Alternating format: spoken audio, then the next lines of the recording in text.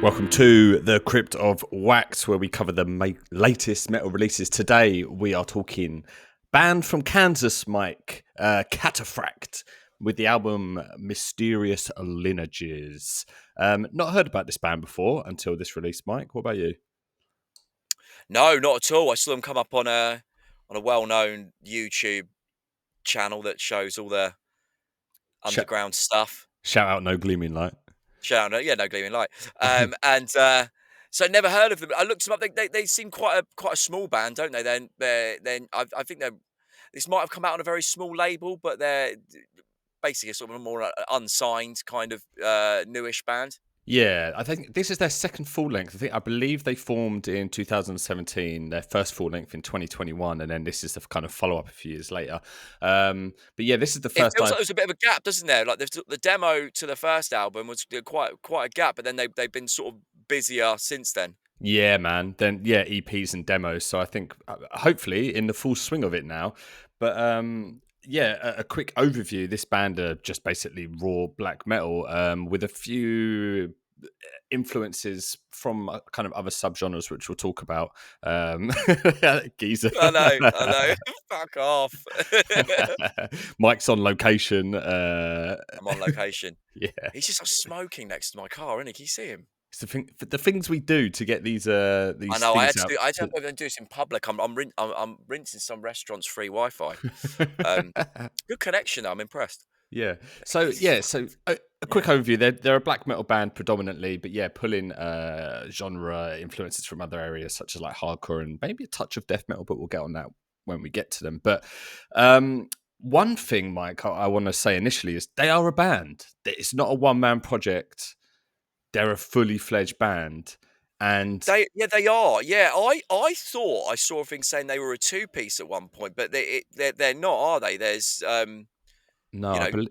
they're full two guitars, drums, and bass. Yeah, I think that's the setup. And it comes across, man, in the recording and even the songwriting. I think Yeah. it's quite nice to hear black metal as a band. It's almost rare these days, isn't it? It is, and you sent me a photo of them live, and that was cool to see that they're actually like a live performing band as well. Because you don't really, as you said, that seems to become rarer and rarer in that kind of raw black metal scene. It's often just like a solo project or just a home recording thing that doesn't have a live thing. But they've got that thing about them. You see the photos, and they're not kind of that corpse painted kind of thing, are they? It's not. Is That's it? not their kind of image. No, it's kind of a bit more like old school fantasy heavy metal in a way, isn't it? I think the singer was Yeah, kind of shirtless with the gauntlets, and I don't know. It was a cool yeah. vibe though. I enjoyed it. But I guess getting onto the record, Mysterious Lineages. Uh, what did you think? All right, so for those new here, we literally just pick a record and don't talk about it off air, and we just kind of come on here and then discuss it. So it's a bit more of a conversational piece. So I have no idea, Mike, what you thought about this, but I'm kind of guessing, if I had to, that you enjoyed this purely because my main reason is that there's like a hardcore influence that's quite prevalent Yeah. throughout on this, and that's quite up Yeah, your it's like a street. sort of it's like a hardcore like crust Yeah, sort of influence as well, which I love it, man. I love the way they melded that all in with the black metal. I thought it was done really well. It was quite it was almost equal in parts in the way that this sort of hardcore kind of crust punk kind of thing was melded with the black metal. It wasn't like it was just the odd bit. It felt like it was very integral to their sound. yeah, man, and yeah, it was quite equal parts. Some songs more than others, I feel, had it, Yeah, but it still had a kind of. It didn't feel like they were shifting from being a black metal band to like a crust band. It was like yeah, it was within a kind of Cataphract rapper, which I thought was actually yeah. really cool. Um, I think the reason that it all kind of felt coherent is probably the vocalist, like keeping it all together. And I loved the vocals on this. I love when black metal vocals are like somewhat unhinged and just it's Yeah. it's like a shriek, but it's not just your typical black metal shriek. They just really kind of let themselves go a little crazy with it. Yeah, it had that sort of deranged feel, didn't it? And they were very affected as well. There was a lot of kind of distortion and things on there as well, which I thought the same as you. I thought it really tied in the styles together. It made you feel like you were listening to the same band. Yeah, and each song sort of had a different feel, didn't it? But still, again, within that Mm. kind of same context. There was a good mix of paces, wasn't there? They would do a lot of the kind of blast beat stuff. There'd be a lot of that kind of just faster, more punk hardcore beat. You'd have that sort of D beat element in there as well. It was all mixed up in a really nice way, Yeah, it pace was. wise.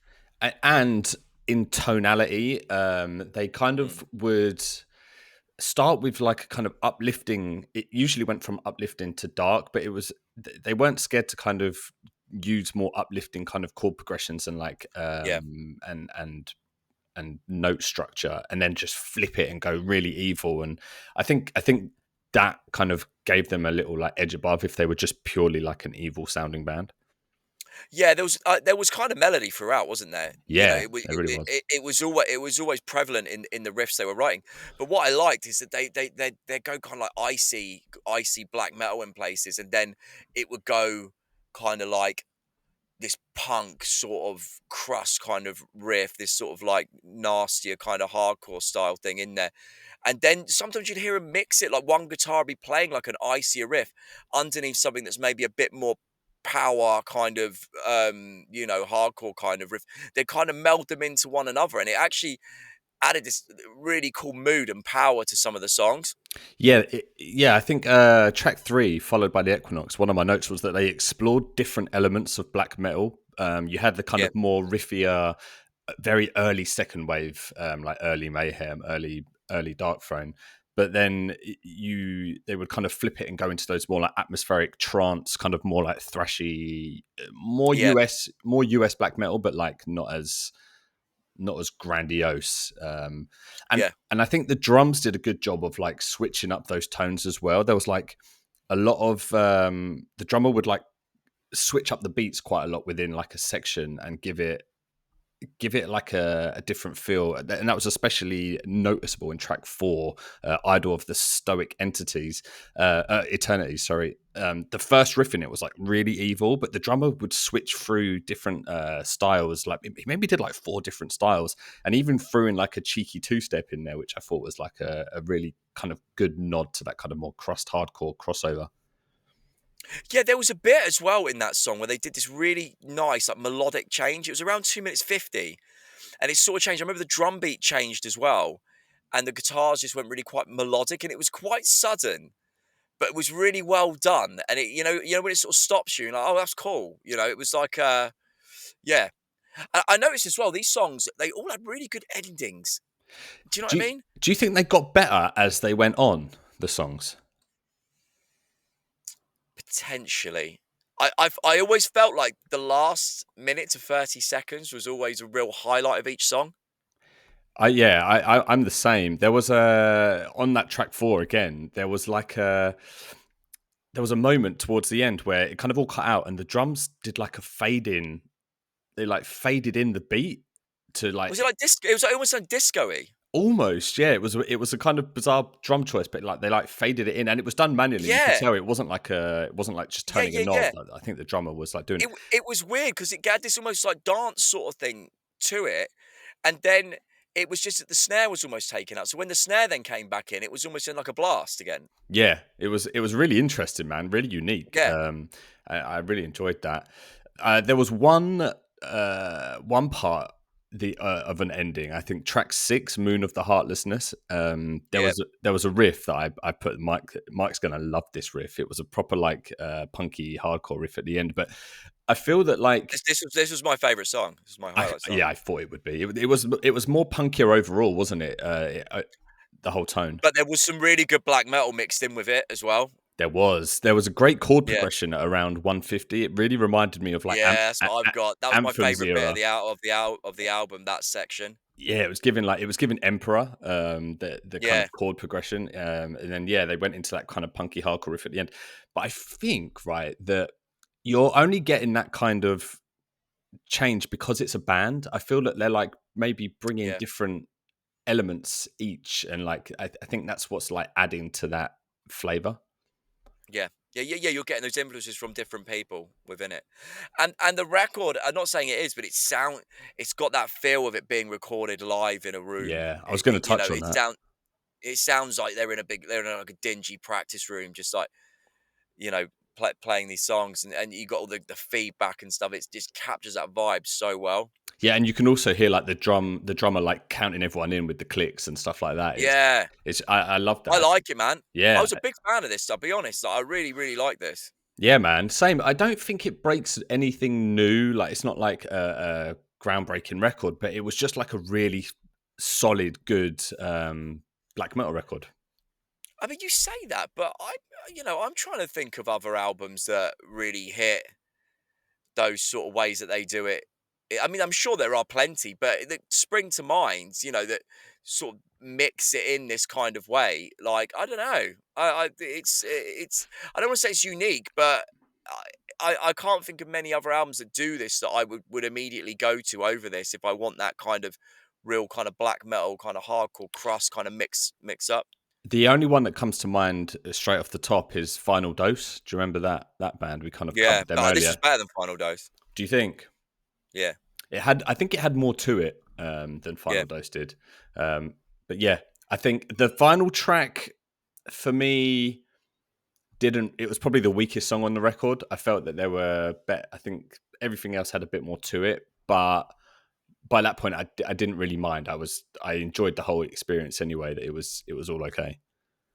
I liked it, but I actually felt, and we haven't really touched on this, like, so track 3 followed by Equinox, that was the longest song on the album. It was like nearly 9 minutes, I think. And you had the last 3 minutes or so was just this kind of like really Into cool kind of guitar riff that sort of looped over and had this kind it had almost like a I don't want to say it almost had like a interlude kind of feel, even though it was part of the it, song. it very Um, much had an interlude feel. I questioned yeah, if it was like its own track. I'm not quite sure because it didn't follow any note no. progression of the track. It was just sort of like the songs ended, then they went into this. Do you like that they tacked that on at the end, or would you have preferred that to be an interlude track? No, but I enjoyed the piece of music, so I didn't really care where it came, like in that sense, whether it was his own track or not. But it's part of me wondering if whether that song maybe would have been a better ender, because it was a really good song anyway. Then you had that kind of almost outro kind of thing that might have, but then is that obvious? I mean, yeah, possibly that because that bit of music did break up the record quite nicely. It was Yeah, like a little, it did. No, it did. but yeah, I mean, maybe they could have revisited it. I don't know. I don't know. It was a good album, man. I'll definitely listen to this more. Yeah, I think I will, man. It was a nice surprise, but definitely one to check out if you are into kind of like a bit more. Not, it's not even experimental, is it? But it's just like they just a lot more genre influenced black metal, I'd Yeah, say. But yeah, yeah, definitely yeah. give this one a check out. And listen, if you have got to this point in the video and you liked what you heard, give us a subscribe or a like on the video. It helps a lot. We put out videos every Wednesday and Friday covering the latest metal releases. But yeah, let us know in the comments if you checked one out, what you thought of it, and we will catch you in the next one.